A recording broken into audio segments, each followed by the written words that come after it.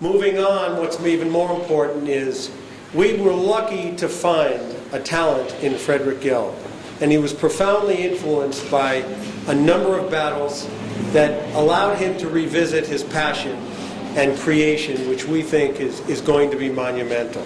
So, Fred, would you like to say a few words? In my early 20s, I made the self-compromising decision not to become a professional sculptor.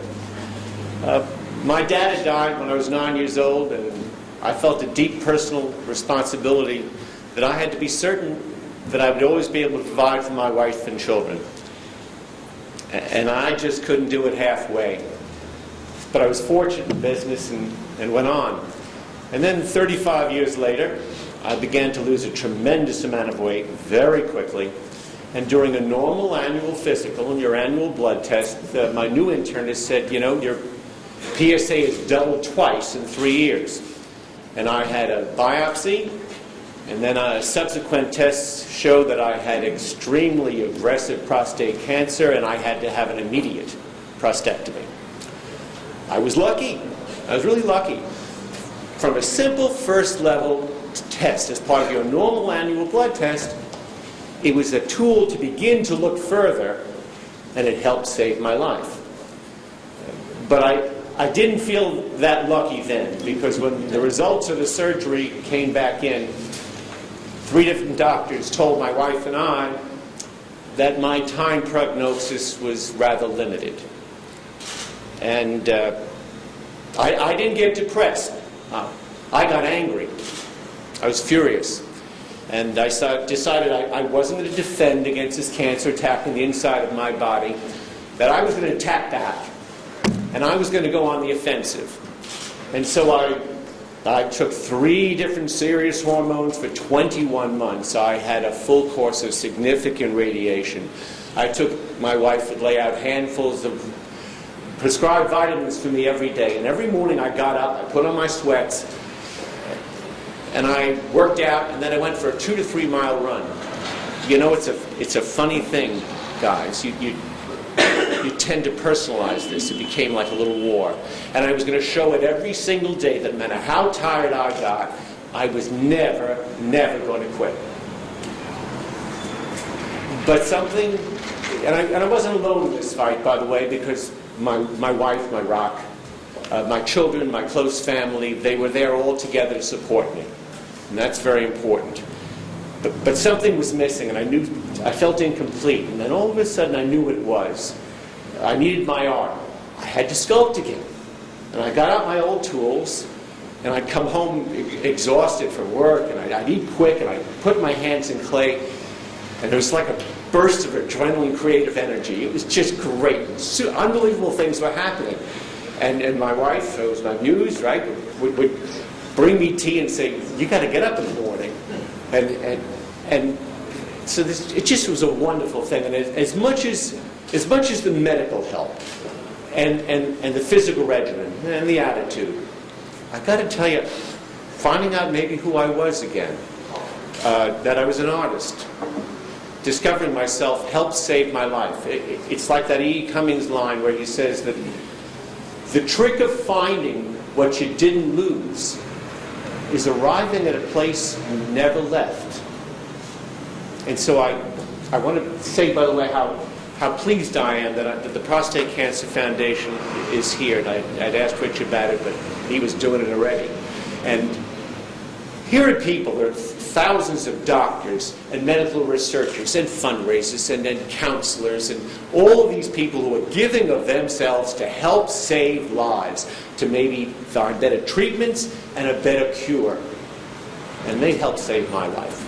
So in looking around now, in looking at Emeryville, look at you. I was just listening, and I've been driving around here, and I read where it came from. This incredible rebirth, this renaissance of community from business leaders and civic leaders and community people. This is fantastic. And prostate people who are giving of themselves to help people. Everybody, again, working all together.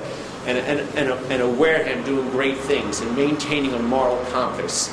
And maybe this man who, through adversity, rediscovered who he was. So there's a sculpture out there, and it's based on a Beatles phrase, and maybe all of this is based on a John Lennon line where he says that there's no one you can save that can't be saved, and nothing you can do that can't be done.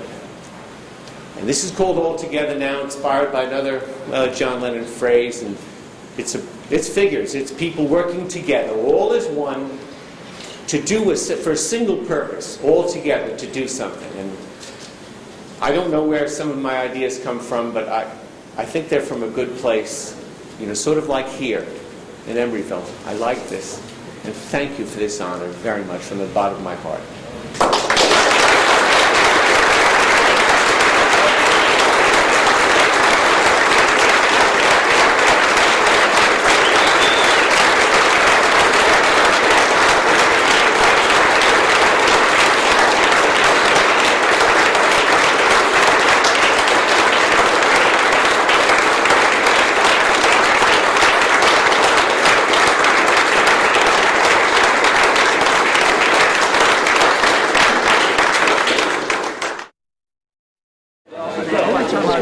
Yeah, it's great, yeah. So we're headed.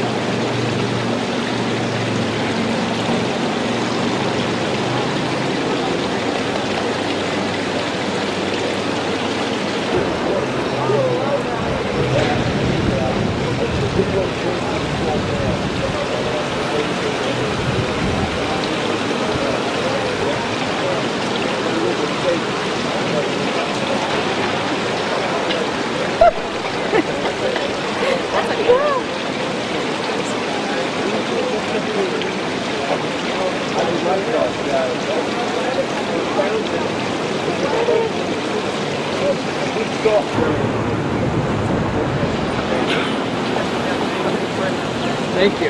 Right. Very, very kind. Okay, ready? Okay?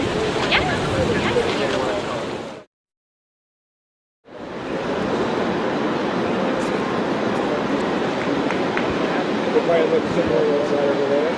Over here. Like that.